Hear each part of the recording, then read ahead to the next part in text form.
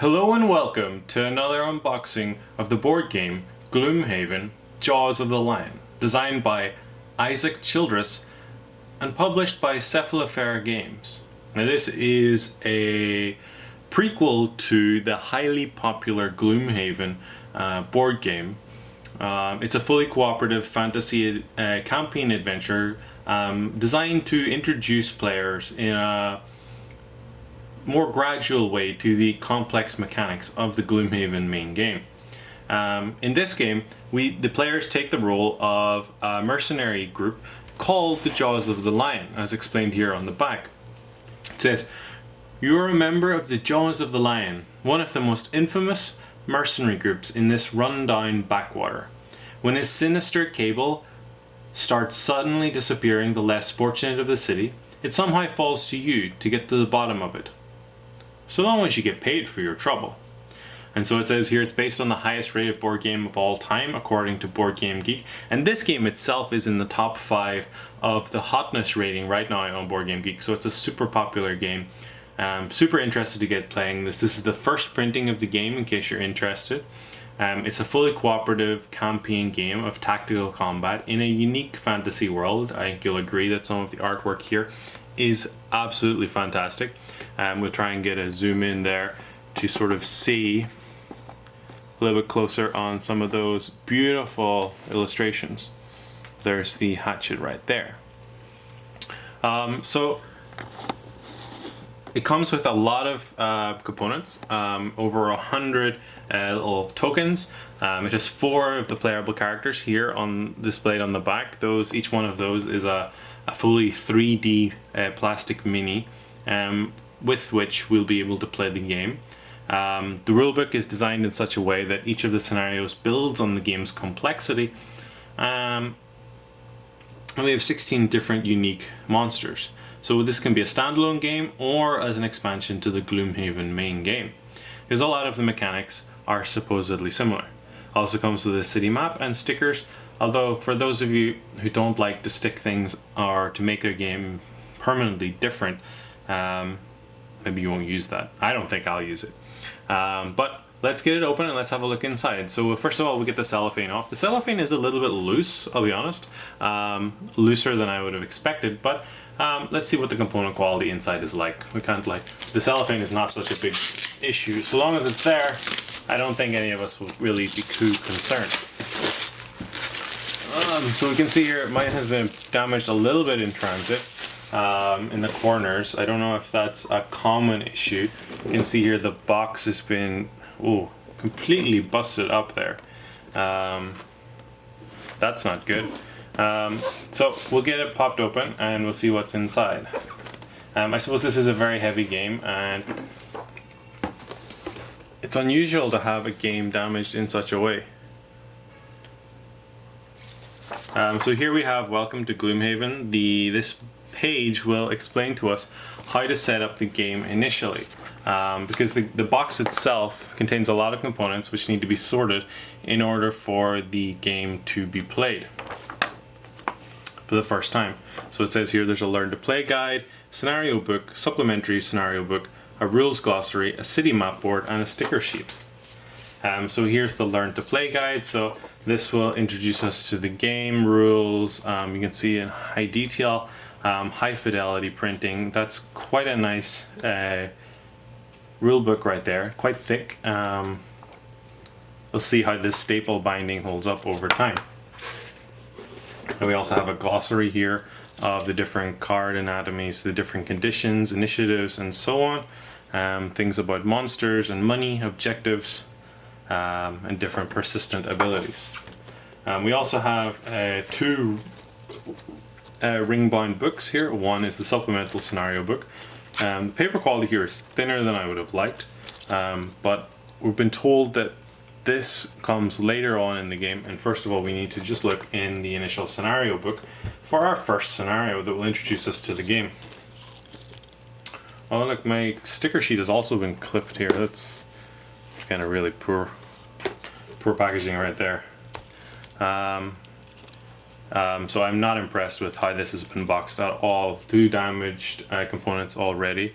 I hope the game itself is a very fun game, but like this is not a good start. So the Roadside Ambush, this is the ambush book. Actually, the quality here seems a little bit better, although that could be just imagination. Still seems kind of thin, although it depends how many times you play the game, really.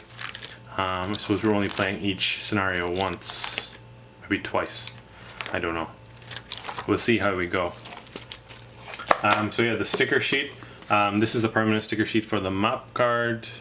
You can see here it's already been bent down the side. It's straight out of the box. That's nothing to do with me. Then we have our chit boards here.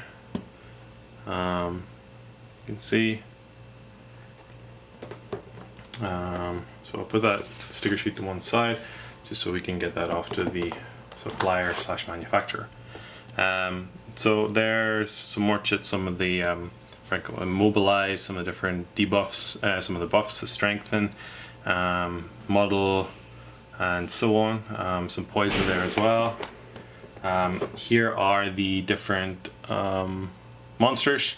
They're different chits. We have here also even more monsters. There are 16 unique monsters in the game. There's the vermlings, and some of the other tokens that we need to set up. Here we have board 5 with more monsters. Beautiful artwork, really nice. I don't know if you can see that. Hopefully you can. We have here the initiative chits. We have here whenever an obstacle is destroyed, some more damage tokens, some rats down here, some more hazard tokens. Here is the map card, if I can get it out. Shows us the map. This is where we would put the stickers if you were so inclined. That is nice quality. This is a nice board actually. So nice glossy finish to it. That's nice. Here are the player dials for the amount of health that they have. Sorry, health here on this side, holding it upside down, and then this here on the other side, and their power. We have 4 of those because there are, of course, 4 playable characters.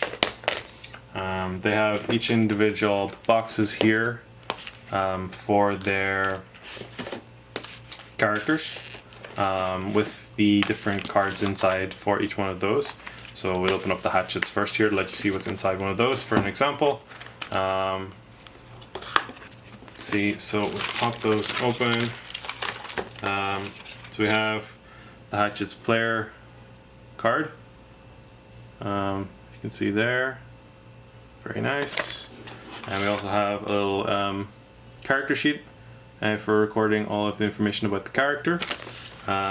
We have its little damage modifier deck, an additional damage modifier deck, although this one we don't use for the first few playthroughs. It says halt there.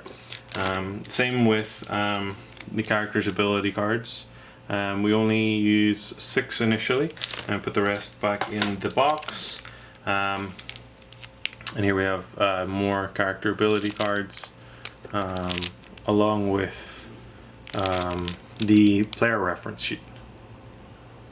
So it's got some information there on like some of the different debuffs along the top. So we've got model, immobilize, stun, strengthen, then we've got some more disarm, push and pull at the bottom. There's also some little chits here which are relevant for hatchet. So each one of the player icons comes with that. Here's a chit organizer. That's kind of cool that they included that. Here's some of the cards for the monsters. This one says boss on it. And some of their abilities right there. You have some more cards. These are the more damage modifiers, but these ones are for the monsters. We know this because there's a little M down here in the corner. We also have some upgrade cards, which we probably won't need initially whenever we first play through this game. We also have some more here.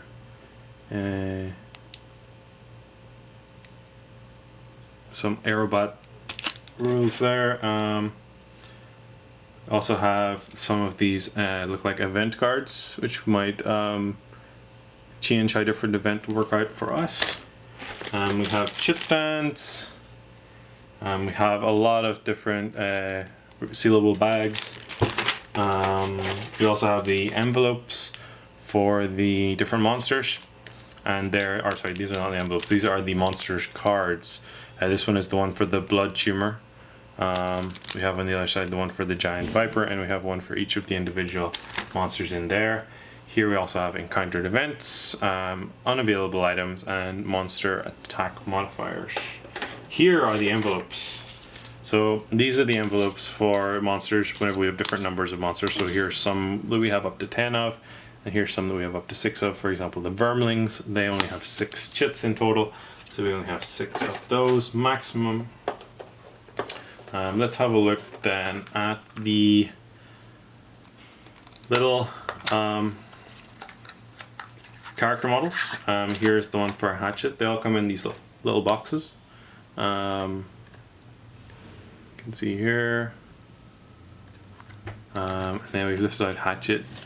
We can look at the little sort of mold there. It's really nice, finely detailed model. Quite nice quality. And there are a few mold lines there, but those are pretty easy to remove with an X-Acto knife. Yeah, it's quite nice for hatchet. Let's have a look at some of the others. We also have the Blood Warden, I think is the name of this one.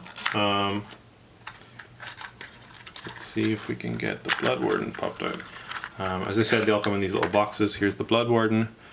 Is it Blood Warden? I'm going to get that wrong, for sure. It is the Blood Warden. Okay.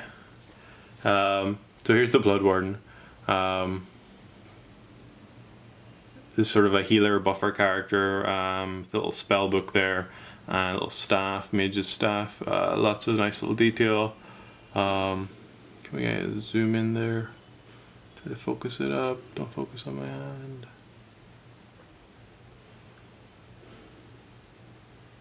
Okay, it doesn't really want to focus. Okay.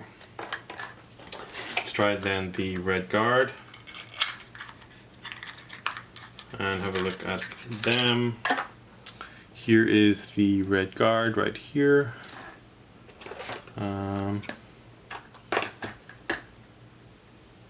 Doesn't want to focus. There we go. So you can see the Red Guard. It's got a shield, it's got a sword, nice little cape. Looks very cool. Manipulates enemies into doing what they don't want to and protects his friends. What a nice guy. And then the final one is in here with this Love Heart Bomb. This is the Demolitionist. I'm not quite sure what race these are. They're they're a humanoid race of some sort. All of these are humanoid races. And this is the smallest one, kind of like a little gnomish character. If it wants to, there we go. Are we going to focus? Maybe.